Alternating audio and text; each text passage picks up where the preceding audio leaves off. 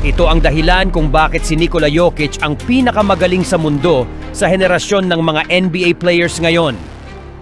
Bago tayo magpatuloy, kung bago kayo sa channel, huwag kalimutang mag-like at subscribe para sa mga bagong videos. Magpatuloy na tayo. Yun nilang isa sa pinakabaliw na pagtatapos ng laro ng basketball na napanood ko. At ito ay para sa panalo. Ay malapit na, tatawagin na nila ito. Tinalo ba nito ang buzzer? Natalo ba ni Gordon ang buzzer? Oo, nangyari talaga yun.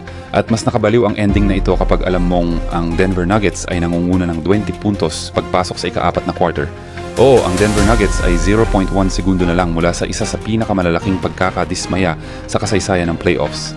Pero alam mo, kahit ano pa man ang sinasabi nila, panalo pa rin yan. At kahit pahirapan, ang panalo na ito ay dahil sa isang tao lamang. Pero syempre, kasama rin si Aaron Gordon, pero partikular na ang pinakamahusay na manlalaro sa planeta. Matapos matalo ng Tupalanong Woodlands kasunod ng napakalaking pagkatalo sa Game 3, marami ang nag-usap tungkol sa roster ng Nuggets at kahit kay Nikola Jokic. May mga nakagawi ang biru-biruan sa Twitter at social media na sinisisi siya dahil sa pagkatalo ng Tuz sa Tom Wand at maraming nag-suggest tapos na ang serye. Maswerte na ang Nuggets kung mananalo pa ng isang laban. Alam mo, ayos lang yon dahil kapag ikaw ang pinakamahusay na manlalaro sa mundo at 3 beses na MVP, iba ang pamantayan. At alam mo, ayos lang yon dahil laban sa isang koponan na may mas magagaling na talento sa bahay, wala nang halaga ang lahat ng yan. Dahil si Nikola Jokic ay nagpasya na hindi niya hahayaang matalo ang kanyang koponan. Jokic umiikot, pumapaling para sa lamang, nakuha. At pagkatapos ng magandang unang kalahati mula kay Jokic, kabilang itong 3 sa dulo ng unang quarter, nasa kay Jokic muli para sa 3 sheet. Yan ay isang 7-footer na gumagawa niyan sa pamamagitan ng paraan. Yan ang ikatlong quarter kung saan talagang naglagay si Jokic ng isang masterclass. Sinalang niya ang unang yugto sa pamamagitan ng pag-voice ng screen para kay Gordon, nakuha ang seal laban kay Harden, at iyan ang tunay na kahangalan na tira pag-ikot sa kaliwang balikat habang si Dunn ay kumukontest mula sa likod. At kung gusto mo ng higit pang pagkakaiba-iba, paano ang susunod na play kung saan in-inbound niya ang bola kay Brown? Nag-relocate siya sa corner kasama ang AG na naglalagay ng screen para sa kanya upang mag-pump fake kay Dunn bago maipasok ang corner 3. At huwag mag-alala, makukuha mo rin ang pisikalidad dahil pagkatapos makakuha ng ilang jumpers, nagtrabaho siya. Sa pagkakataong ito ay kinuha ang espasyo at ito ay kasing lambot ng dati na may touch sa ibabaw ni Zubat. O dito sa pagkakataong ito ay kinuha ni Simmons sa dribble at tingnan kung gaano kababa siya kapag kinuha niya ang bola kasama si Batum na kumukontest ng kahit papaano ay nagawa ito. Ibig kong sabihin ang touch sa tirang yan. Ito ang klase ng mga tira na makikita mo mula sa mga 6-foot guards na nag-fake out sa isang defender, ang defender sa 3-point line ay bumaba, sa pagkatapos ay isang floater sa ibabaw ng isa pang defender. Ang pagkakaiba lang, si Jokic ay 7 foot, 280 pounds tulad ng sinabi ko, at tulad ng binanggit ko, gagamitin din niya ang timbang na iyon laban sa iyo. Natuklasan iyon ni Derek Jones Jr. nang isil siya bago ito mag-spin off sa kanya, at kahit na sa pakikipag-ugnay kay Harden, wala itong pakialam. At pagkatapos ay upang tapusin ang mga bagay dahil bakit hindi? Paano ang pag-relocate sa isang movement 3 na may Christian Brown na nangangailangan ng get out of jail na free card? Lahat ito sa isang quarter. Lahat ito sa pamamagitan ng laro at nasa alanganin ang likod ng iyong koponan laban sa pader. At hindi lang ito sa pag-score dahil nakapagtala siya ng 4 na assists sa kwartong ito. Sa dalawa sa mga assists na iyon na nagiging resulta ng pagkakaroon ng shot ni MPJ na nakalock sa automatic buong gabi. At ang iba pang 2 assists ay madaling layup na nabuo mula sa gravity niya. Tulad dito kung saan naisin niya ito malapit sa 3-point line. Pumunta si Kawhi upang mag-double, halos makakuha ng steal, ngunit ito ang kakayahan ni Jokic na umalis sa linya. Tingnan si Simmons bago ihagis ang pasa kay Watson sa ilalim para sa dunk. Ito ang dahilan kung bakit kahanga-hanga si Jokic sa pagkatalo ng double teams dahil iniiwan nito ang depensa sa mga eksaktong sitwasyon na mayroong 2-on-1 sa ilang posisyon sa sahig at matutuklasan iyon ni Jokic at patitiyain kanya bawat oras. Pagkatapos ay mayroon ka rin ng gravity niya. Tulad dito kung saan ibinigay niya ang handoff kay Murray. At panoorin si Zubat na lumabas sa daan dahil sa banta ng pagtira ni Jokic, straight line drive para kay Murray sa rim. Nakikita ko ang mga tao na nagsasabing ang dribble handoffs ni Jokic ay peking assists. Yun ay isang bukas na layup na nabuo dahil sa gravity ni Jokic. At lahat ito ay nagresulta sa isang stat line na 16 puntos, 8 rebounds at 4 na assists. Sandali, hindi iyan mabuti para kay Jokic. Yan ay lamang sa ikatlong quarter. Ang mga manlalaro ay binabayaran ng $20 million sa isang taon upang magpatupad ng ganoong uri ng produksyon.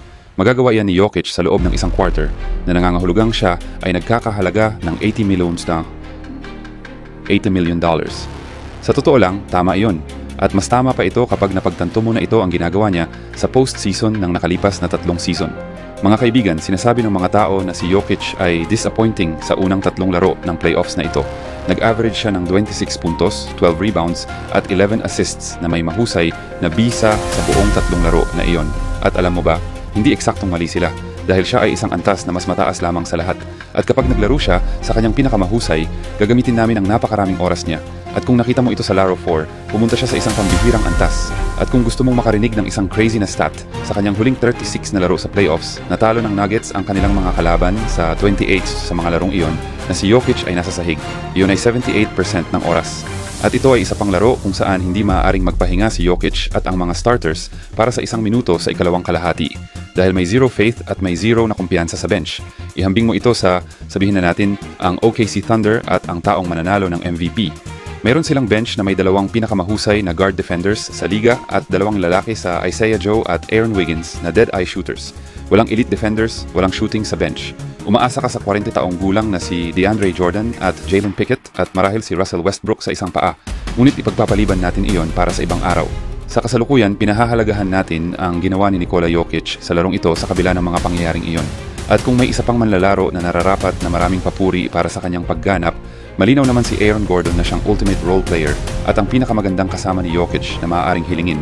Pero Michael Porter Jr., kailangan mo lang siyang bigyan ng papuri.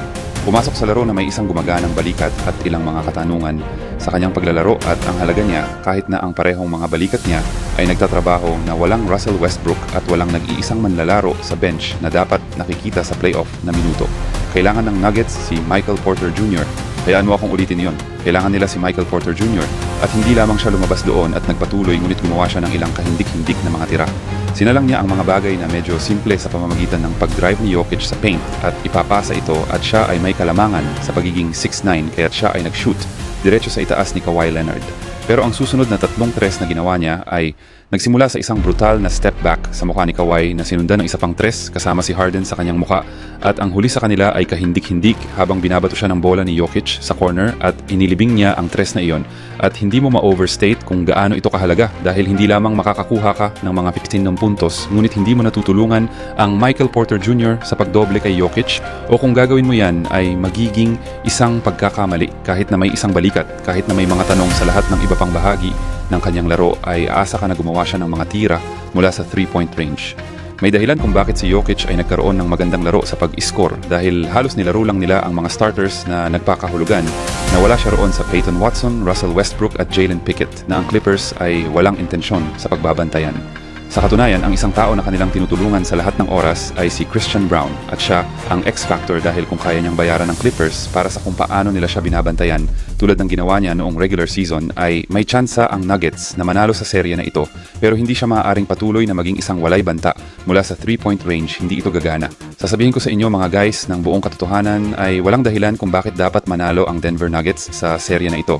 Sila ay natalo sa bawat posisyon sa starting lineup at sa bench na may Clippers na may elite na coaching staff at ang Nuggets na may isang tao na nag-coach ng 5 laro sa kanyang karera kasama ang 2 starters ng Nuggets na parehong seryosong nasugatan na sumama sa talento gap na mayroon ang 2 team na ito. Ngunit ang isa sa mga team na ito ay mayroong si Nikola Jokic at iyan ay sapat para sa akin na maniwala na kahit ano ay maaaring mangyari. Kung nais mong makarinig sa akin na patuloy na pag-usapan iyan sa mga susunod na araw, isaalang-alang ang pag-subscribe para sa higit pang ganitong uri ng content. Ang pag-drop ng like sa video ay magiging cool at pinakamahalaga ay magkaroon ng magandang araw. Salamat sa panonood. Kung nagustuhan nyo ang video, huwag kalimutang mag-like at subscribe para sa mga bagong videos. God bless sa lahat.